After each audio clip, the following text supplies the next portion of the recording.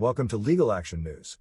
This is animated Doug Jackson, inspired by live action Doug Jackson, founding attorney of the law firm of Douglas G. Jackson. As you know, though I'm better looking and probably smarter than live action Doug Jackson, only real life humans can get law degrees, which technically makes me a non-attorney spokesperson. Today, on Legal Action News, we explore just how much the government can limit social media and give you an update on the case of Murthy v. Missouri. America knows the spread of misinformation and even disinformation too well. Our social media is full of it. It is a plague on truth and on this country. But just how far can the government go to limit what can be posted on social media? That's the question that is being litigated in the case of Murthy v. Missouri. This case arose out of allegations that the federal government coerced social media platforms into censoring social media content in violation of the First Amendment, according to the court order of the Fifth Circuit.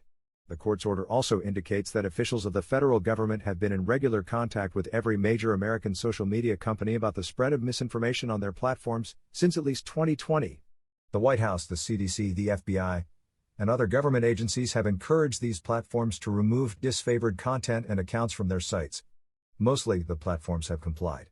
The platforms also changed their internal policies to capture more flagged content and sent steady reports on their moderation activities to the officials. This has continued to the present. 3 doctors, a news website, a healthcare activist, and the states of Missouri and Louisiana had posts or stories removed or had their platforms downgraded. According to the narrative in the First Circuit September 8, 2023 order, their content related to topics such as COVID-19 lab leak theory, pandemic lockdowns, vaccine side effects, election fraud, and the Hunter Biden laptop story.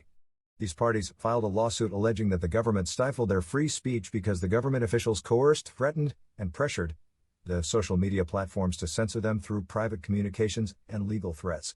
The trial court agreed that a preliminary injunction should be ordered to stop this, while the case was fully litigated. But the trial court limited the injunction to only the White House, the Surgeon General, the CDC, the FBI, the National Institute of Allergy and Infection Diseases, NIAID, the Cybersecurity Infrastructure Security Agency, CISA, and the Department of State. This was appealed, and the injunction was modified somewhat. The terms were slightly modified, and the NIAID and CISA were removed, so that the injunction no longer applied to those entities. The injunction was appealed to the United States Supreme Court, where the Biden administration asked the court to temporarily block the lower cuts order. U.S. Solicitor General Elizabeth Prelogar argued that if this unprecedented order is allowed to stand, it would put a Louisiana district judge in charge of overseeing the executive branch's communication with social media companies. On September 27, 2023, Justice Alito temporarily extended the stay of the Fifth Circuit Court through September 27, 2023. Will the stay be extended further? Even if the preliminary injunction will be upheld, will the courts ultimately rule in favor of the plaintiffs or the government? A lot has yet to be worked out, but no doubt this case will be precedential and likely studied by lawyers and law students and free speech proponents for years to come. Check back for more updates in the case of Murthy v. Missouri as the law works to impact and change our lives. Now, as a final word, please remember that the law firm of Douglas G. Jackson is located in beautiful St. Petersburg, Florida. Reach us by calling 1-800-704-6045.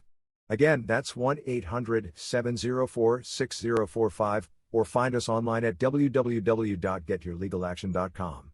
Having trouble remembering the website? Just remember to get your legal action at the law firm of Douglas G. Jackson.